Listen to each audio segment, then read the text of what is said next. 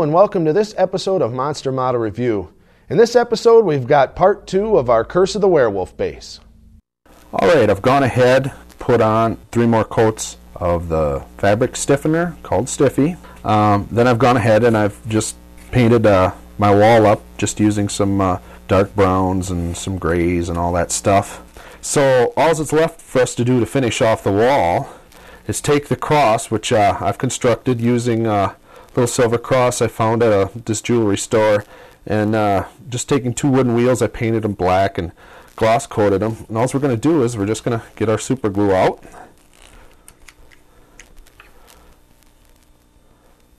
Put a couple dabs on it.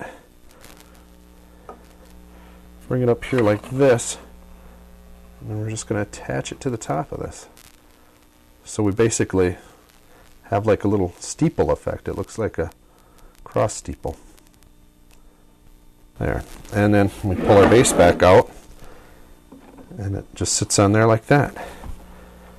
So that's an easy way to do stonework using balsa foam, is to, using like a plaster of Paris on wood. It would take a lot of time, where this is just a real quick technique. It takes a little time with this to harden the balsa foam up with the Stiffy, but it's worth it in the long run.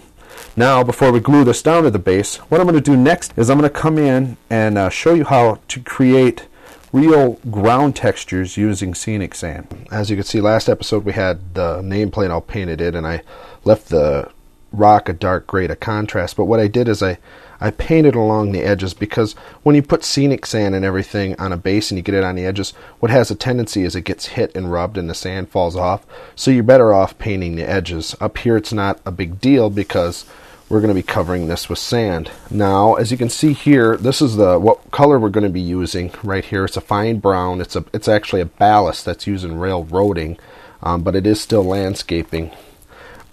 There's certain products you can use for glue and adhesion. They do make like a spray-on glue, but I find that Elmer'S glue works just fine. And all you do is you're just going to, straight out of the bottle, I've got a little cup here I'm brushing it out of, but just brush it on.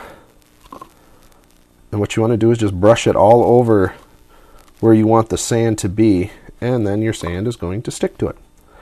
So we'll go ahead and brush this on.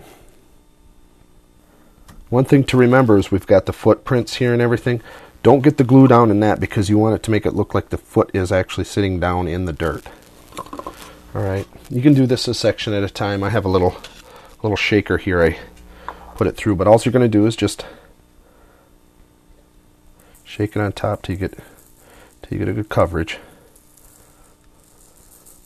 Make sure you get it all over everything, all over where you've laid the glue down already.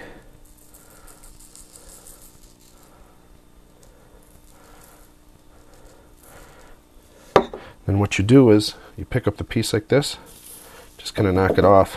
As you can see here, we're getting a sand coverage. You might have to do 2 coats. It might only take 1. I've got a mixture of lighter sand mixed in with this, so this might take a couple of coats. So I'm going to clean up my mess and finish up my first layer, and then we'll come in and do a second layer. Alright, we've gone and put on our first coat of sand, and you can see, we can still see some stuff, the lighter stuff underneath. So what we're going to need to do is come in and put a second coat of white glue on this, just to add another layer. Usually it only takes 2 coats. Never had to put more than that on.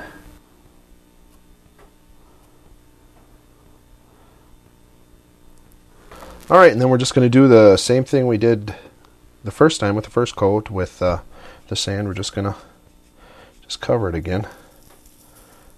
As usual, get quite liberal with it. Don't be afraid to just get her on there.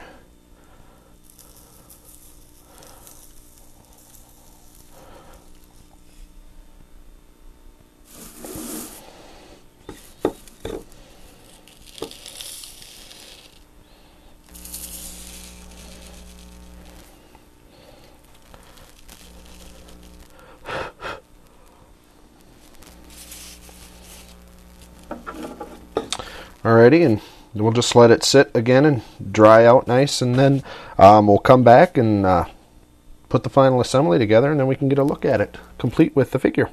Alright, we've gone ahead and let our second coat dry on there, and what I've done is I just take dull coat, which we use to seal our figure kits, and just spray that on there to freeze the sand on top. And here's our base that we were working on. All I'm going to do is just take a little bit of the handy dandy super glue, run some super glue on there, and then we'll put a little on the base. Just run it on there so we can attach it down. There we go. If you have a super glue accelerant, which I'm not sure if everybody who watches this knows what that is, but you spray it on your super glue and it instantly sets it. Here we kind of have to hold her for a couple seconds, wait for it to set up,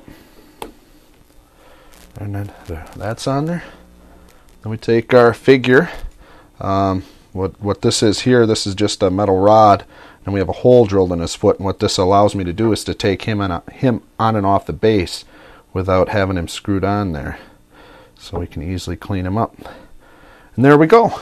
We have a customized base for our Curse of the Werewolf figure, utilizing balsa foam for our back wall, and then the base we got with it, and just extending it out a little bit, and then using some scenic sand to detail it. So that's a simple way and a simple base to help accentuate your figure. Otherwise, you're just kind of stuck with a blah kind of plaque. So that wraps it up for this segment. We'll see you again.